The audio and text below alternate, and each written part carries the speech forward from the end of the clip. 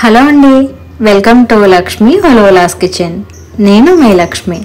ఈరోజు వీడియోలో ఈజీగా అయిపోయేటువంటి లంచ్ బాక్స్ రెసిపీ చేసి చూపిస్తున్నానండి. అదేంటి అంటే చికెన్ కీమా పులావ్ అనమాట. చాలామంది పిల్లలు ఏంటంటే చికెన్ సరిగ్గా తినరు కదా, అలాంటి వాళ్ళకి ఈ విధంగా చికెన్ కీమాగా చేసి పులావ్ చేస్తే చాలా ఇష్టంగా తింటారు. అండ్ మనకి చాలా త్వరగా కూడా అయిపోతుంది అనమాట. అండ్ 1 pot బిర్యానీ మనకి మార్నింగ్ టైంలో హడావిడి లేకుండా ఈజీగా చేసేయచ్చు. మరి ఎలా చేయాలో చూసే ముందుగా అయితే వీడియోకి లైక్ చేసేయండి. సో స్టార్ట్ చేసేద్దాం. ముందుగా పులావ్ చేసుకోవడం కోసం ఒక బౌల్ తీసుకుని ఇందులోకి చూపిస్తున్న కప్తో 2 కప్పులు నేను ఇక్కడ బాస్మతి రైస్ తీసుకున్నాను.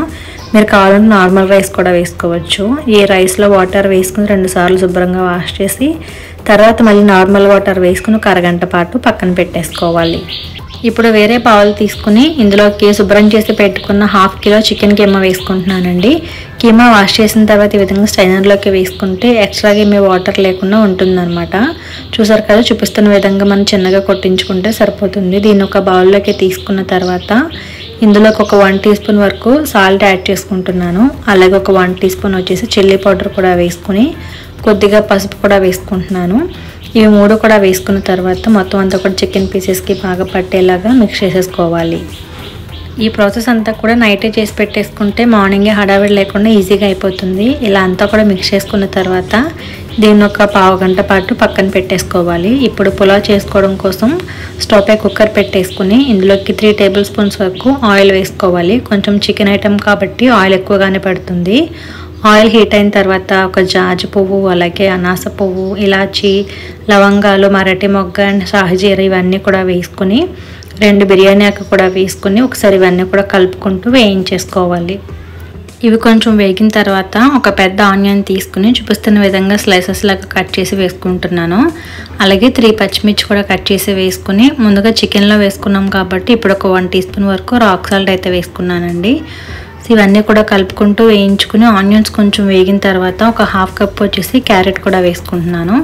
వీటి ప్లేస్లో మీరు కావాలంటే గ్రీన్ పీస్ కూడా యాడ్ చేసుకోవచ్చు అనమాట. క్యారెట్ వేసేస్తారు అంతా కలుపుకున్న తర్వాత మూత పెట్టి ఒక 2 మినిట్స్ పాటు మగ్గించుకుంటే ఆనియన్ అలాగే క్యారెట్ కూడా కొంచెం బాగా మగ్గుతాయి. ఇక్కడ చూపిస్తున్నాను చూడండి, ఆనియన్ కూడా కొంచెం కలర్ వచ్చింది కదా, ఇలా వేగితే సరిపోతుంది.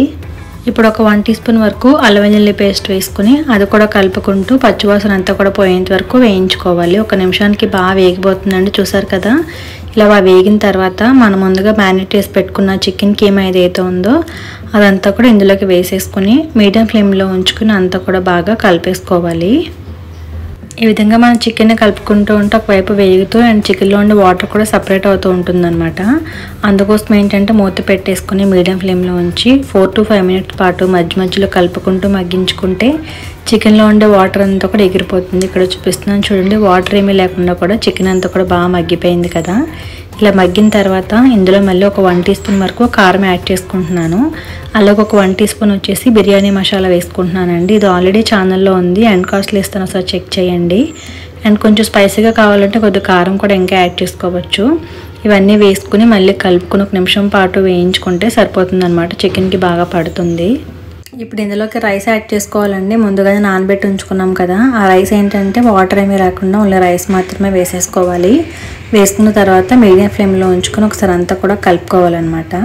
ఇలా రైస్ వేసుకున్న తర్వాత మళ్ళీ మీడియం ఫ్లేమ్లో ఉంచి ఒక 2 మినిట్స్ పాటు ఉంచుకుంటే ఎక్స్ట్రాగా ఏమన్నా వాటర్ ఉన్నా కూడా ఎగిరిపోతాయి అనమాట. అండ్ రైస్ కూడా కొంచెం వేగితే పొడి పొడిగా వస్తుంది. అలా 2 మినిట్స్ అయిన తర్వాత కొద్దిగా కొత్తిమీర వేసుకుని మళ్ళీ ఒకసారి అంతా కూడా కలుపుకుంటే ఇక్కడ చూసారు కదా, అడుగున మనకి వాటర్ ఏమీ లేకుండా డ్రైగా ఉంటుంది. ఇలా ఉన్నప్పుడు మనం ఇందులోకి వాటర్ యాడ్ చేసుకోవాలి. అంటే మనం ఏ కప్పుతో అయితే బియ్యం తీసుకున్నామో నేను ఈ కప్తో తీసుకున్నాను కాబట్టి 1 కప్ బాస్మతి రైస్కి 1.5 కప్ వాటర్ చొప్పున 2 కప్పులకి కూడా 3 కప్పులు వాటర్ అయితే వేసుకున్నాను.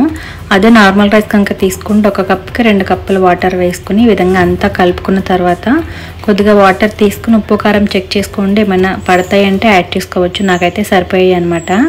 తర్వాత కుక్కర్ మూత పెట్టేసుకుని విజిల్ పెట్టి హై ఫ్లేమ్లో ఉంచి 2 విజిల్స్ వచ్చేంత వరకు ఉడికించుకోవాలి.